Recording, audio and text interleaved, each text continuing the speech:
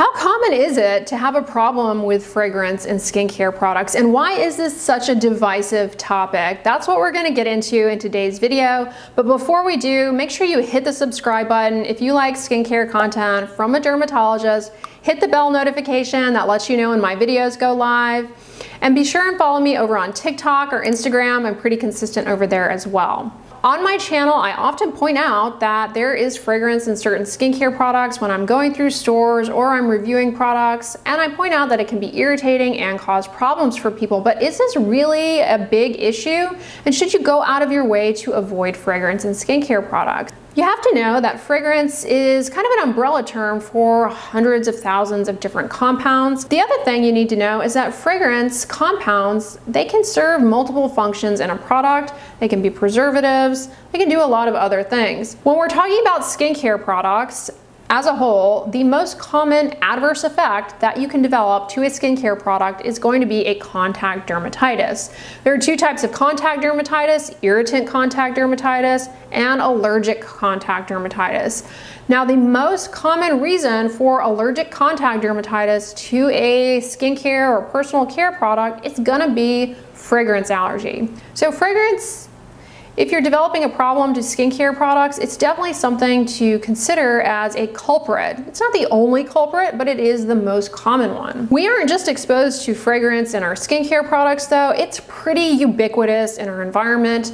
It's in room sprays, air fresheners, deodorants, scented lotions, aftershaves. You may even be encountering it a lot in your workplace, depending on your occupation. A lot of topical medications that you might buy at the drugstore or you may be given a prescription for, they'll have fragrance in them. You can even come in contact with fragrance just by touching somebody else. It's called a Conubial Dermatitis. If you are allergic to fragrance, you touch somebody else and you get a rash. That may be your partner or a family member.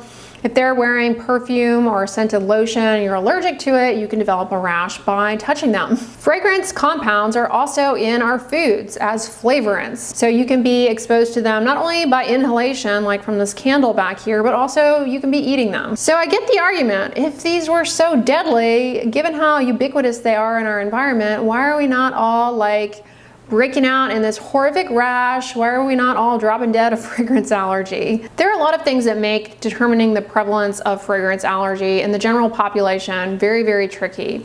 Fragrance, again, many thousands of different compounds, and the details about the composition of a particular perfume or fragrance, they are held top secret in the industry. So a lot of times a product will just be labeled as having fragrance. Now in the EU, since 2005, cosmetics and detergents, they're required to list 26 different fragrance compounds if those compounds are present at concentrations greater than 0.001% in a leave-on product or 0.01% in a rinse-off product. And most products are going to have 3 or more of those 26 different fragrance compounds in addition to a whole host of others. When patients are suspected of having an allergic contact dermatitis, they undergo something called patch testing. It's a battery of tests to try and start figuring out if you are allergic to something that you're coming in contact with in your environment, such as fragrance or certain preservatives. A lot of people know at baseline that they have problems with perfumes, fragrances. They avoid them. They know that they cause rashes for them.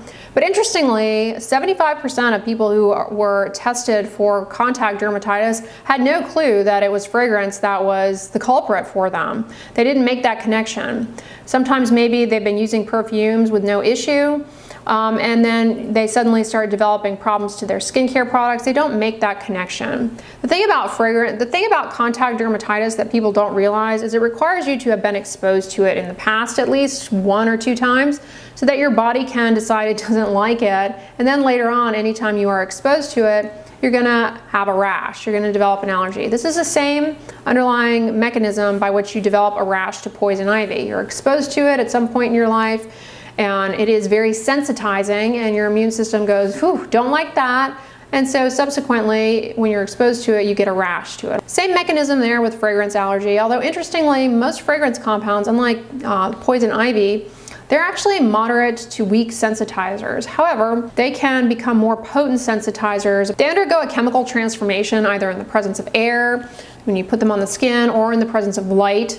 It's called photoactivation. They become a more potent sensitizer. Sometimes your skin can actually convert them to a more potent sensitizer. That's called bioactivation. A few compounds that are very common in fragrance are linalool, limonene, and linolyl acetate. And these can actually undergo auto-oxidation to what are called hydroperoxides. These are more potent sensitizers. When we do the battery of testing to determine if somebody is allergic to fragrance, these are not often included. And so as a result, you do end up getting a higher false negative rate. Because there are so many fragrance compounds and it is so ubiquitous in our environment, it does become very challenging to estimate the true prevalence of fragrance allergy. But in 2018, there was a meta-analysis that demonstrated that in the pooled prevalence amongst all of these studies, allergy to what's called fragrance mix 1, testing positive to fragrance mix 1, which is kind of the battery of fragrance compounds that are used, is 3.5% in the pooled prevalence. One thing about fragrance mix 1 is that it actually misses a lot of cases. It misses about 65% of fragrance allergic patients if you just rely on that. But testing positive to that, 3.5%. Balsam of Peru is another fragrance allergen, and 1.8% pooled prevalence. So that doesn't seem super high, but again, remember the limitations of testing, and these are cases that have been referred for patch testing, so it doesn't really truly capture the general population. Now, another study looked at 5 European countries from 2008 to 2011 showed that a random sample of the general population of 3,119 people ages 18 to 74, of those people, 1.9% reacted to fragrance mix 2, women being more common than men. So that doesn't seem too high, roughly 2% of the general population, we'll say. The fact that the indicators of fragrance allergy end up missing a large number of fragrance allergies, and the fact that there's a boom in the number of personal care products that people are using as a whole, it's estimated actually that the true prevalence is 4.5% of the general population has an allergy to at least one fragrance compound. That is a pretty generous estimate.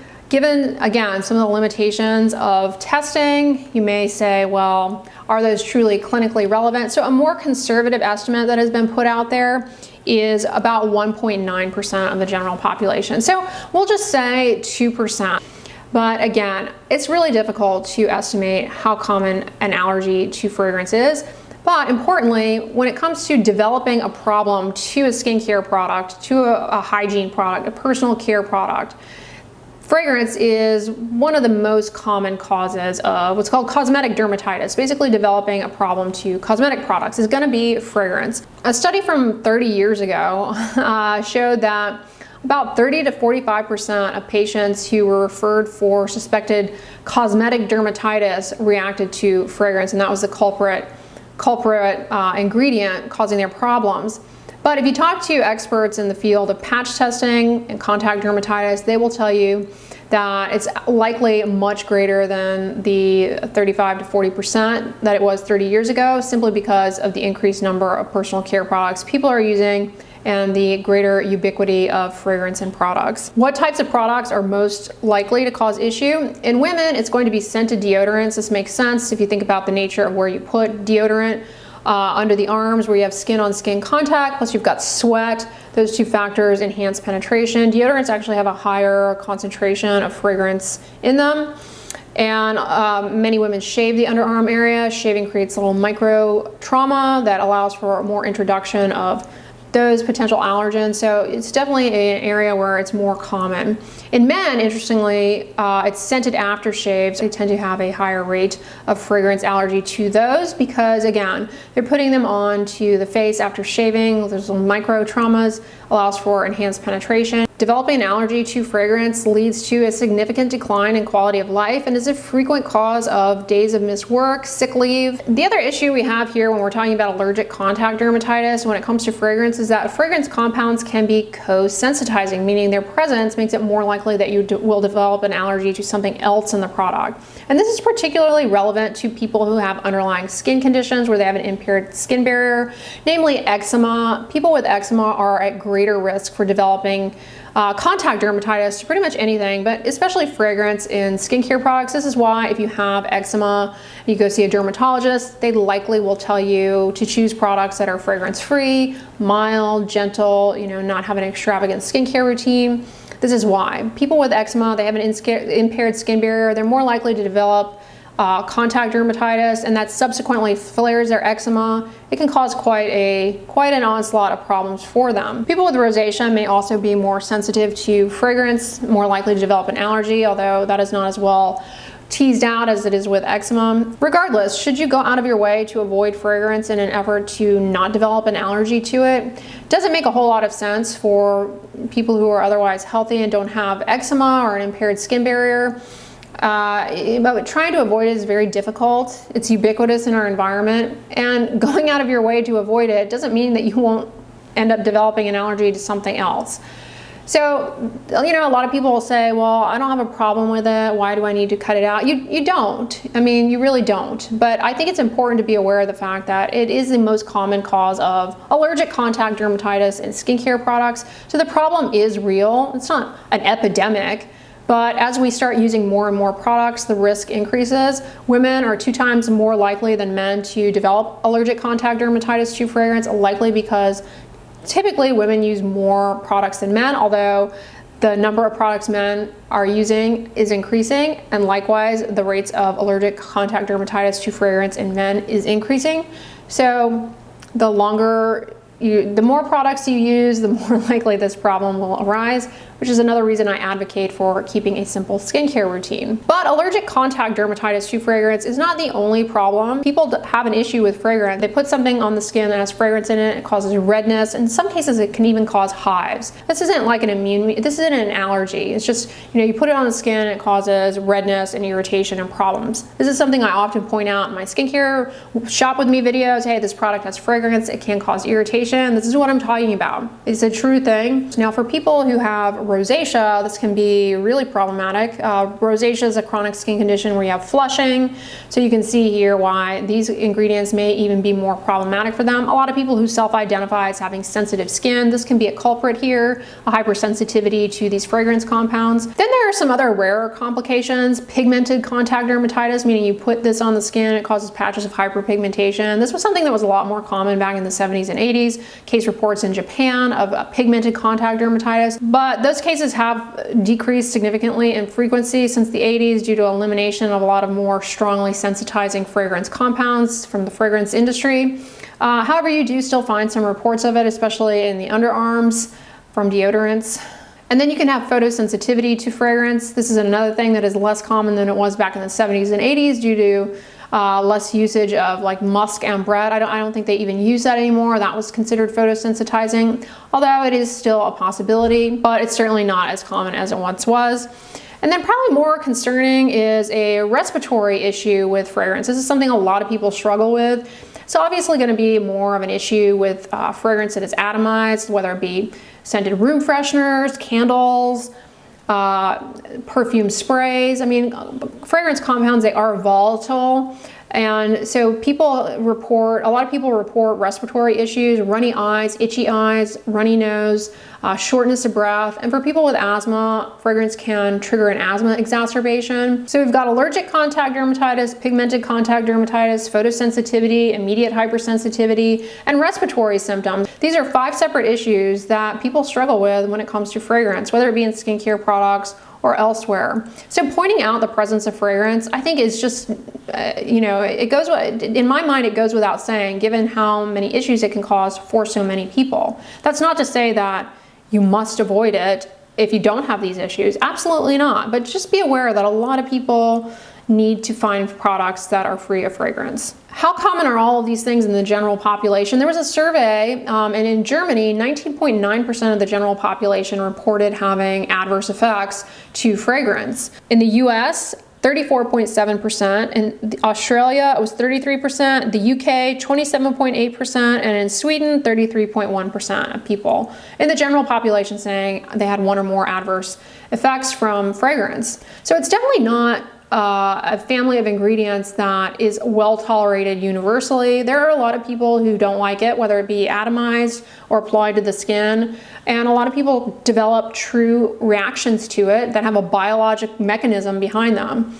So I'm pointing these things out because I do get a lot of comments whenever I point out fragrance and skincare products to this day that I am fear-mongering fragrance. And I'm not. You know, if you don't have any issue with fragrance in your skincare products and you like it, me pointing it out should not affect you. I point it out because, again, as I've illustrated in this video, a lot of people don't like using it, cannot use it, and pointing out that it is there, I think, is helpful so that those people don't buy the product and have an issue that they already know they're gonna have with it.